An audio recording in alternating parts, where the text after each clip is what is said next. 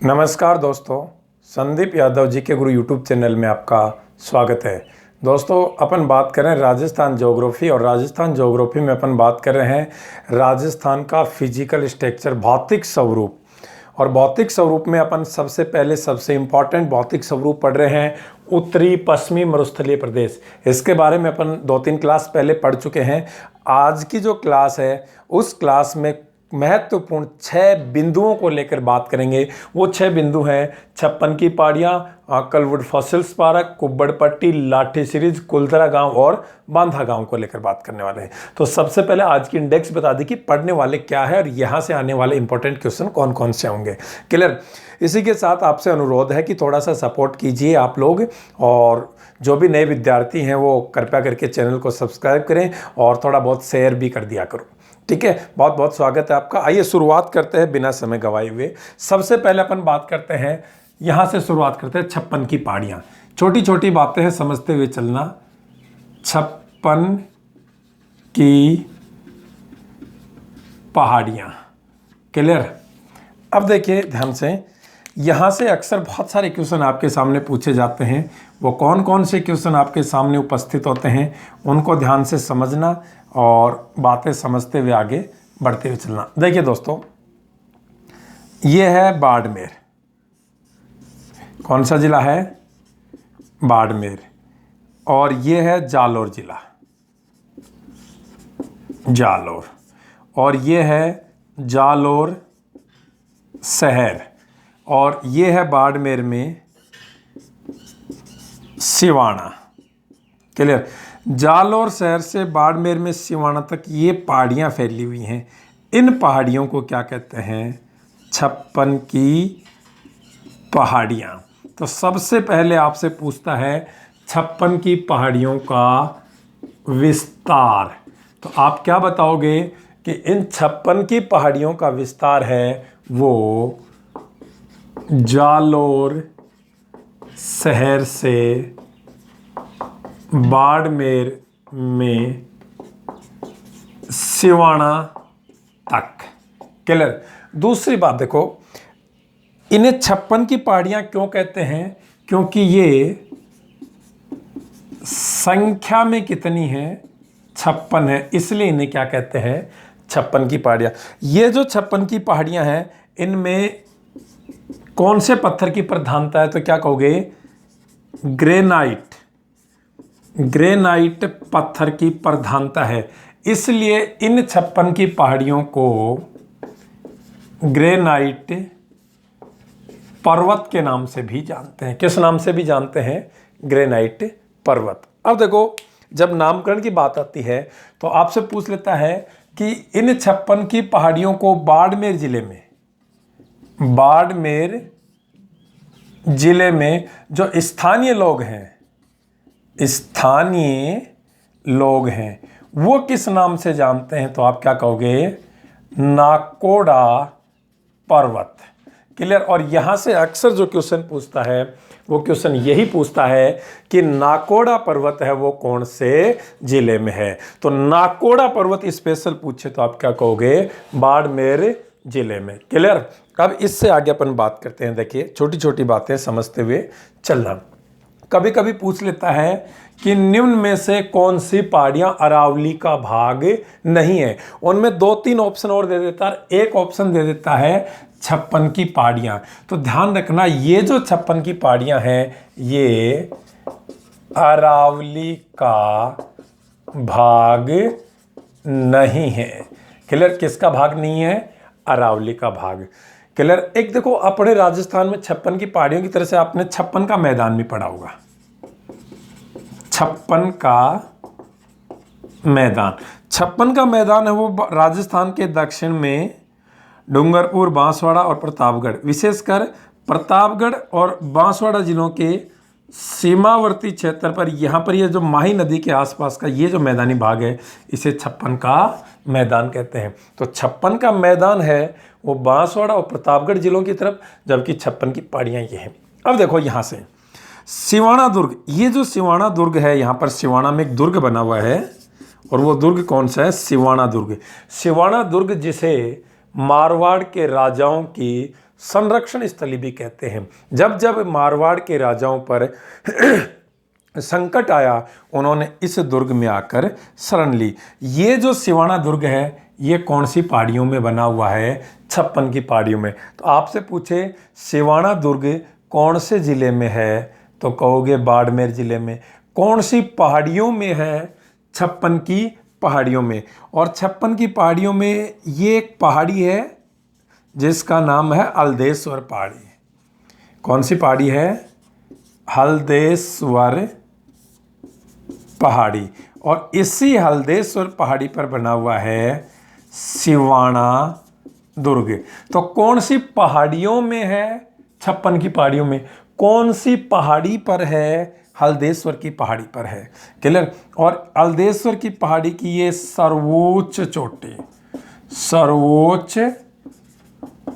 चोटी जिसका नाम है पीपलूद चोटी। ध्यान सुना, हल्देश्वर की जो पहाड़ी है उसकी सबसे ऊंची चोटी है, उसका नाम है पीपलूद चोटी। और ये जो पीपलूद चोटी है, इस चोटी को मारवाड़ का माउंट आबू व राजस्थान का लघु माउंट आबू कहते हैं। तो यहां से भी क्वेश्चन पूछ लेता है कि मारवाड़ का माउंट आबू या राजस्थान का लघु माउंट आबू किसे कहते हैं? पीपलूद चोटी को। क्लियर? ये हल्देश्वर पहाड़ी में बाड़मेर में यहाँ पर है, क्योंकि यहाँ का मौसम भी बड़ा ठंडा और सुहाना मौसम रहता है। ठीक है, अब देखिए दोस्तों, इन्हीं पहाड़ियों में जालोर जिले में ये जालोर दुर्ग, ये कौन सा दुर्ग है? जालोर दुर्ग। जालोर दुर्ग जिसे सुवर्णगिरी दुर्ग कहते हैं। क्या कहते हैं? सुवर्णगिरी दुर्ग। तो एक स्वर्णगिरी दुर्ग है, स्वर्णगिरी दुर्ग है वो जैसलमेर का किला, और सुवर्णगिरी दुर्ग है वो जालोर का दुर्ग। ये भी कौन सी पहाड़ियों में है? 56 की पहाड़ियों में। और 56 की पहाड़ियों में जिस पहाड़ी पर बना हुआ है वो पहाड़ी है कनकाचल की पहाड़ी। कौन सी पहाड़ी है? कनकाचल। तो आपसे पूछे जालोर दुर्ग या सुवर्णगिरी दुर्ग है, वो कौन सी पहाड़ियों में है? 56 की पहाड़ियों में। कौन सी पहाड़ी पर है? कनकाचल की पहाड़ी पर। ये बातें थी 56 की पहाड़ियों को लेकर। ये सारे क्वेश्चन बनते हैं। क्लियर? और आप जानते हैं कि भैया अपने भारत में, अपने राजस्थान में सबसे ज़्यादा ग्रेनाइट का उत्पादन जालोर जिले में। यही कारण है कि जालोर शहर को ग्रेनाइट सिटी भी कहते हैं। तो ग्रेनाइट सिटी के नाम से किसे जानते हैं? जालोर शहर को। ये बात की है अपन ने 56 की पहाड़ियों को लेकर। बहुत इंपॉर्टेंट चैप्टर है ये, ध्यान से सुनना। यहाँ से अक्सर आपके सामने बहुत सारे क्वेश्चन एग्जामिनर द्वारा पूछ लिए जाते हैं। तो इन चीज़ों को समझते चलो और आगे बढ़ते चलो। मैंने बताया आपको कि कंटेंट अपना फुल रहेगा, बशर्ते कि आप लोगों को थोड़ा सा सपोर्ट करना है। और जब तक हौसला बना रहेगा, जब तक अपनी गाड़ी चलती रहेगी, और हौसला बनाए रखने का काम आप लोगों का है, तो थोड़ा सा सहयोग जरूरत है आपकी। अब देखो, मैं आपसे बात कर रहा हूँ आकलवुड फॉसिल्स पार्क। इसी के साथ जोड़कर मैं आपको बताने वाला हूँ बांधा गांव। क्लियर? समझने की कोशिश करना आप लोग। एक बार फिर से ये मैं राजस्थान का मानचित्र आपके सामने बना रहा हूँ। ये है राजस्थान का मानचित्र, और ये कौन सा जिला है?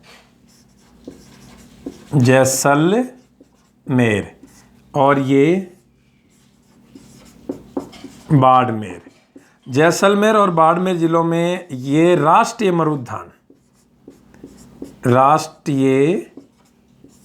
मरु उद्यान वन्य जीव अभ्यारण्य है।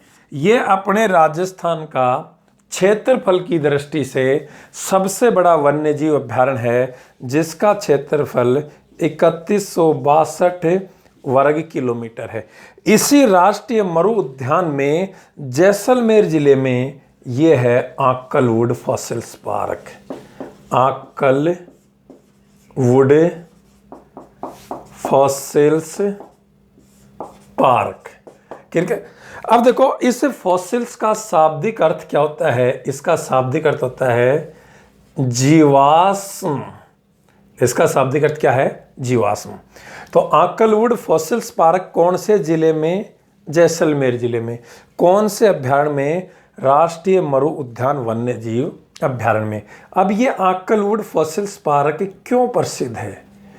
क्यों प्रसिद्ध है? तो आप कहोगे प्राचीनतम जीवाश्म के लिए, यानी कि यहां से जीवों के अवशेष प्राप्त हुए हैं प्राचीन समय के। क्लियर? जीवों के और लकड़ी के अवशेष भी यहां से प्राप्त हुए हैं। वो लगभग 18 करोड़ वर्ष पुराने। कितने पुराने? 18 करोड़ वर्ष पुराने यहां से जीवाश्म प्राप्त हुए हैं। क्लियर? और यहां से जो जीवाश्म प्राप्त हुए हैं वो कौन से काल के हैं? जुरेसिक काल के। कौन से काल के? जुरेसिक काल के। और संख्या में 25 फॉसिल्स प्राप्त हुए, यानी कि संख्या में 25 जीवाश्म यहां से प्राप्त हुए हैं। तो ध्यान रखना, एक तो ये आक्कलवुड फॉसिल्स पार्क। इसी के समकक्ष बांदा गांव, ये करंट जीके से रिलेटेड, बिल्कुल पाकिस्तान की सीमा के सारे ये गांव है बांदा गांव। आपसे पूछ लेता कि बांदा गांव कौन से जिले में है, तो आपने सुंदर सा जवाब दिया जैसलमेर में। बांदा गांव क्यों प्रसिद्ध है? तो आप क्या कहोगे? प्राचीनतम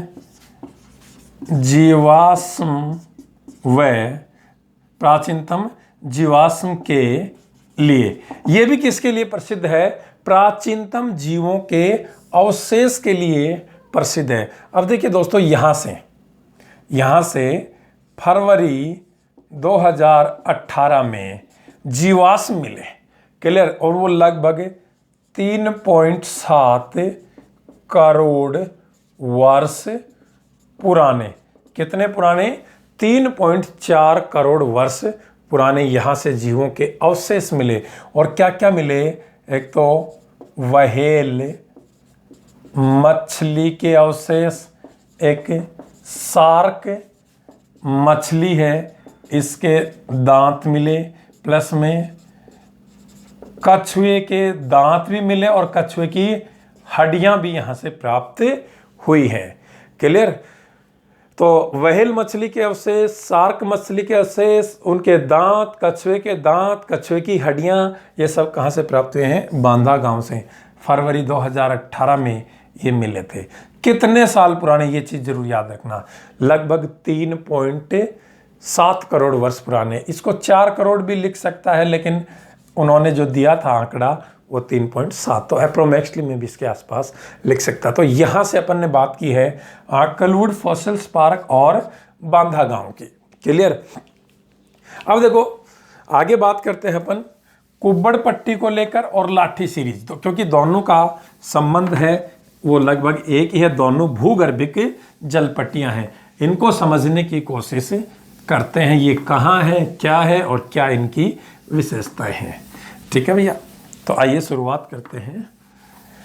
एक बार फिर से देखते हैं, ये अपना राजस्थान का मानचित्र है, आप इसको समझने की कोशिश करो। कलर और चीज़ों को लिखते चलो, नोट्स बनाते चलो, नई बात जो भी दिमाग में हो कमेंट बॉक्स में लिख दो। देखो भैया, ये है नागौर और ये है जैसलमेर। सबसे पहले अपन बात करते हैं कुब्बड़ पट्टी की। तो कुब्बड़ पट्टी है वो कौन से जिले में है? नागौर में। कुब्बड़ पट्टी, आपसे पहला क्वेश्चन पूछा गया कुब्बड़ पट्टी कौन से जिले में है? नागौर में। और नागौर की कौन सी दिशा में है? दक्षिण दिशा में, और इसके दक्षिण में इधर देखोगे अजमेर जिला है, तो दक्षिण में अजमेर जिले की सीमा के सहारे सहारे ये फैली हुई है, ये है आपकी कुब्बड़ पट्टी। क्लियर। और ये कुब्बड़ पट्टी क्या है, आपसे पूछे कुब्बड़ पट्टी क्या है, तो आप क्या कहोगे, ये एक फ्लोराइड जल से युक्त भूगर्भिक जल पट्टी है। कुब्बड़ पट्टी क्या है, फ्लोराइड जल से युक्त एक भूगर्भिक जल पट्टी। और अपने राजस्थान में फ्लोराइड से सबसे ज्यादा प्रभावित जिला है, वो कौन सा जिला है, नागौर जिला है। क्लियर। अब देखो, जब लोग यहां से इस कुब्बड़ पट्टी से जब लोग यहाँ का जल पीते हैं तो उनकी हड्डियां हैं वो टेढ़ी मेढ़ी हो जाती हैं, इसलिए इसे कुब्बड़ पट्टी कहते हैं। और इसी कुब्बड़ पट्टी को बांका पट्टी के नाम से भी जानते हैं। सेकंड ग्रेड में ये क्वेश्चन पूछा गया था ऐसे ही अभी 2017 में कि बांका पट्टी कौन से जिले में, तो बांका पट्टी कौन सी पट्टी को कहते हैं, कुब्बड़ पट्टी को। ये नागौर जिले में है। यानी कि राजस्थानी भाषा में यदि कोई वस्तु टेढ़ी मेढ़ी हो जाती है तो उसे क्या कहते हैं, बांका हो जाना। ठीक है, तो ध्यान रखना, ये है आपकी कुब्बड़ पट्टी। अब बात करते हैं लाठी सीरीज। ठीक है, लाठी सीरीज है वो जैसलमेर जिले में, ये भी पाकिस्तान की सीमा के सारे ये है लाठी सीरीज। ये जो लाठी सीरीज है ये भूगर्भिक जल पट्टी है। तो देखो भूगर्भिक जल पट्टी, ये भूगर्भिक जल पट्टी है, लेकिन ये ताजे मीठे पानी की लाठी सीरीज है, ये ताजे मीठे पानी की भूगर्भिक जल पट्टी है, जबकि कुब्बड़ पट्टी है ये फ्लोराइड जल से युक्त जल की एक भूगर्भिक जल पट्टी। दोनों में ये अंतर है। ठीक है, अब काजरी संस्थान जो मैंने आपको बताया था उसकी स्थापना कब हुई थी, पूरा काजरी और आफरी के बारे में मैंने पिछले वीडियो में आपको सारी बातें बताई थी। यदि आप हर वीडियो को, हर क्लास को क्रम से पढ़ोगे, उसके नोट्स बनाओगे और सीक्वेंस से चलते रहोगे तो बातें समझ में आ जाएंगी। क्लियर। काजरी संस्थान के अनुसार ये जो ताजा मीठा जल जो भूगर्भिक जल पट्टी ये लगभग यहां से 35 मीटर की गहराई से प्राप्त हो रहा है। काजरी संस्थान के अनुसार ये सरस्वती नदी का जल है। कौन सी नदी का जल है, सरस्वती नदी। सरस्वती नदी पश्चिमी राजस्थान में वैदिक काल में बहती थी, जिसका वर्णन ऋग्वेद में किया गया है। उस समय की ये सबसे पवित्र नदी हुआ करती थी। इसे वेदों में नदी माता कहा गया है। नदी माता का मतलब है नदियों में सर्वश्रेष्ठ। क्लियर। तो काजरी संस्थान के अनुसार ये जो भूगर्भिक जल पट्टी से जो ताजा मीठा जल प्राप्त हुआ है, किसका जल है, सरस्वती नदी का जल है। अब इस लाठी सीरीज के बारे में क्वेश्चन पूछता है कि इसकी प्रमुख वनस्पति,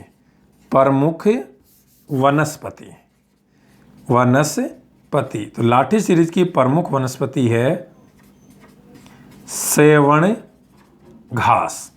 क्लियर।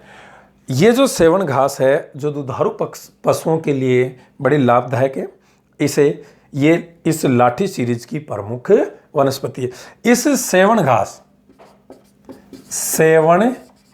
घास का वनस्पतिक नाम पूछ लिया जाता है या इसका वैज्ञानिक नाम पूछ लिया जाता है। तो इसका वैज्ञानिक नाम है लसीथुरुस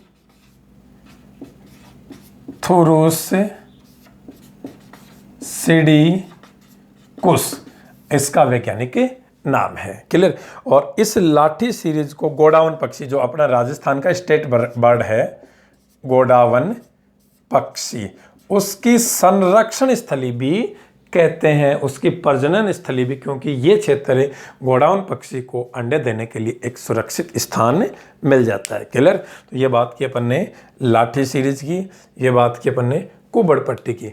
अब बात रह जाती है कुलधरा गांव। यहीं पे समझने की कोशिश करो। कुलधरा गांव भी कौन से ज़िले में है?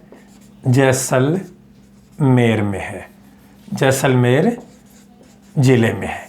क्लियर?